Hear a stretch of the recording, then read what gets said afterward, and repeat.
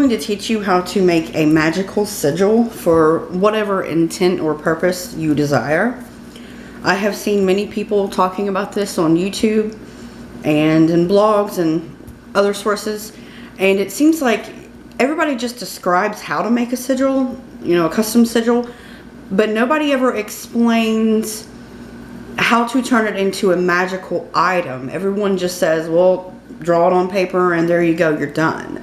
They make it seem like simply drawing the sigil is all you need to do to make it effective. And that's just not the case. So then all these people that have never attempted this before, they keep doing it over and over. And they're like, why the hell is this not working? And it's because the person they learned it from did not explain that you have to consecrate and charge the sigil to make it magical. Otherwise, you just have a bunch of lines on a piece of paper that have no meaning. So, in order to make a sigil, just a good example here, I worked on a few examples for this video. Normal things like I will get a job, I will lose 10 pounds. Well, first, one of the things that you have to consider is the phrase that you write out for the sigil. First of all, you want to keep it short. Try to limit yourself to no more than 9 words tops. And even then, that's still a little much. You want to try to limit to 5 or 6 words usually, because you have to incorporate that entire sentence into your sigil. So if you've got a 25-word paragraph, your sigil is going to be so extremely complicated, you will never be able to duplicate it unless you make printed copies on a computer and then retrace. And that's just, it makes it way more complicated than it needs to be. Sigil magic is supposed to be really quick and really effective. Spells like this, usually it's magic that seems to be the most simple that it could not possibly work, can usually end up producing results more powerful than the most elaborate rituals can. And I know there's a stereotype about that. If it seems too simple, it's not going to work. Yeah, that's usually true about certain things in life. Like if it sounds too good to be true, it probably is. But with magic, that's not always the case. So you want to try to keep it short. And also you want to make sure it's a positive affirmation. You do not want to put something like, I hope I get the job at wherever. Or I want to get a job. Please help me find a job. You want to make it, you want to write the sentence so that you have convinced yourself, you know for a fact that making the sigil is going to help you get that job, if that's what your goal is. So you would put something like, I will get the job. Or you would put something like, if it makes you feel even more comfortable, put something like, I have the job at Amazon or wherever it is you're wanting to work. That was not a product advertisement there. So, but yeah, like, if you try to write it out like, I hope I do, or I want this to happen, it can end up taking months to get a result, and this is supposed to be quick and effective. So, okay, let's see another example. Let's just put, do this. Just put, my acne will clear up. And I know that's not a very pleasant sentence to go with, but I tried making sigils for this video about getting a job, or you know, the usual, and I just wasn't very happy the way the sigils looked at the end. So let's go with this one. But you write something like, my acne will clear up, if you have a problem like that, and you want to go through and cross out all the vowels, A, E, I, O, U. So let's see. Basically, Y is not really considered a vowel in this sense anyway, because you can leave that in there. Some people will suggest to take it out, but you want to go ahead and leave that out. Leave that in there, sorry. Now, once you cross out the vowels, you'll be left with the remaining letters. And you only want to use each letter that you have that is recurring. Only want to use it one time. So, and you want to mark those out too as you're writing them down here so you don't mess up. Let's see, but there's an M, a Y. Now there's 2 C's. Cross them both out, but only write down the C one time. Let's see, there's N, W, 3 L's, P, and then there's an R. I'm pretty sure I got everything. So I'm left with MYCNWLPR. So you want to try to incorporate those letters into a sigil. Arrange them onto the page in some way so that they form a sigil. And it does not have to be a masterpiece, work of art. Just try to make it so that it looks strange and magical to you. Even if you can't get something that looks as cool as something you would see on the Supernatural TV show or on a movie. Just as, you know, as long as it doesn't look like you basically just decided to write all those letters out again next to each other. You have to blend them with each other. And something I will also say, people have also asked me, like, well, if you've got a T and an L and they're very similar in the way that they're written, because, you know, the base of the T could be the start of an L. Do I still have to write like a T and then draw an L out from it like that? No. Actually, you can do it like this. There's the T, but the bottom half of the T starts the L. And that's a T and an L at the same time. And people have also asked me if you can incorporate numbers into a sigil. Yes, you can, if you want. It really doesn't matter. Like if there's something you're working on and a specific date is desired, doesn't matter. It's just most people leave them out because they tend to get a little bit more complicated. So I would recommend, if this is your first attempt at sigil magic, don't incorporate any numbers in until you are more familiar with how this works. Okay, well, we could start off here by drawing an M. You can draw it any way you want because, like I said, this is customized to you. You want to just make it look magical. That could be the L right there. You can do letters backwards too if it makes it look nicer. Let's see here.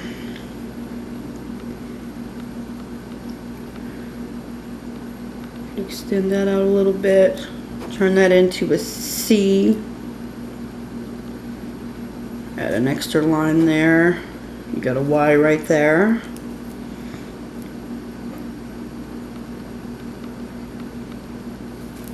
There's the N. Let's see, for a W, maybe something like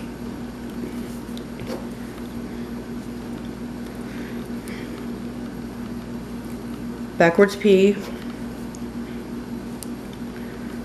For an R, right there, you have an R. Okay, now that may not look that magical, but you get the idea. You can, if it looks ridiculous one way, just turn it the opposite way until it starts to look like something more occult. Just, I mean, whichever way you turn it and you think it looks best. I'm just going to leave it like this for the rest of the video. But then you draw a circle around it. And some people don't have to start out in pen or pencil, but if you think you're going to make a mistake, or if you're really OCD about this kind of thing and you're a perfectionist, do it in pencil so you can erase.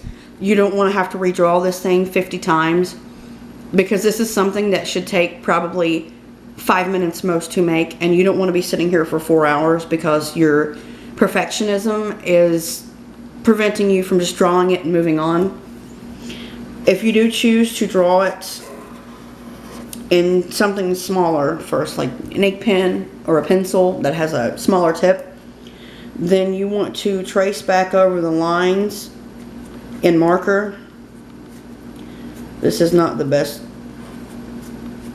job here, but I mean, this is just for an example. But you want to trace back over the lines in marker because it's more bold. And when you go to consecrate and charge the sigil, the lines stand out, so it's going to be easier when you start going into theta gamma sync, or if you just start going into a light trance to focus on this thing and charge it. It's going to make, well, it makes the lines bolder, it makes them stand out, so it's easier to focus on it and nothing else. And it also, when the lines start flashing and lighting up to let you know that it's being charged for magical use, it's easier to see the differences in the lines, like the flashing, or some lines will disappear. Sometimes the entire sigil will disappear and it looks like you are looking at a blank piece of paper. Sometimes a glow will form behind them, usually yellow or blue. Look like the lines are lighting up, almost like someone's holding a flashlight underneath the paper and projecting it through the other side. But it's easier to see those changes if you've got a bigger sigil and you've got bolder lines. And that can be done in any color. If you're doing black magic, usually something baneful, black's best. But black is not always related to just black magic. You can use that for anything. But if you're working on a specific type of magic, like if you're trying to make a money sigil, you can go ahead and retrace the lines in green or yellow or gold, if that helps. If you are doing some kind of psychic third eye ajna chakra oriented, like maybe you're saying, you know, my psychic powers will increase, you could do that in purple, but you get the idea. But then once you're done and you have it traced like this, you want to go ahead and cut it out into a square. Usually the best recommended size is a 3, 4, or 5 inch square. Most often used as a 5 inch square, but you just want to cut it out so that this junk right up here is no longer on that piece of paper, because that is going to be distracting. If you can see that when you're trying to concentrate on this, your brain is going to start looking all around this piece of paper. So cut this out into a square as evenly as you can. And after that, you will basically, once it's cut, you'll basically be left with just that. Of course, it's going to be in perfect square though. But once you have the square cut out, you will need to hold the sigil in your right hand. And I'm just folding this just for a better visual representation for you all. But you would hold the sigil in your right hand because that's where the energy comes out of. The energy comes in to your left hand. So hold it with the right hand. Do some breathing exercises if need be. Get yourself in a relaxed state of mind. And if you're planning on doing some major ritual after this, you can even go into a theta gamma sync if that helps.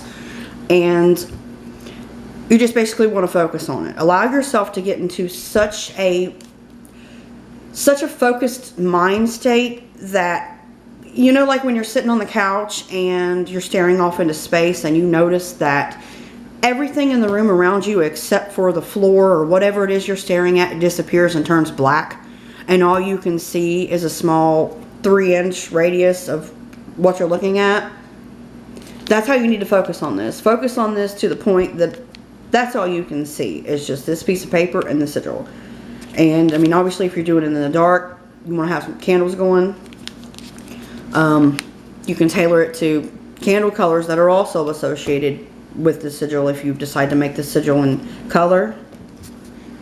And once you start staring at it though, just basically all you want to focus on is, okay, this is no longer just drawing on a piece of paper. This is a sigil. This is going to have a magical purpose. And its purpose will be that the acne I have on my face, my pizza face, will clear up. And I will have a beautiful complexion from here on out.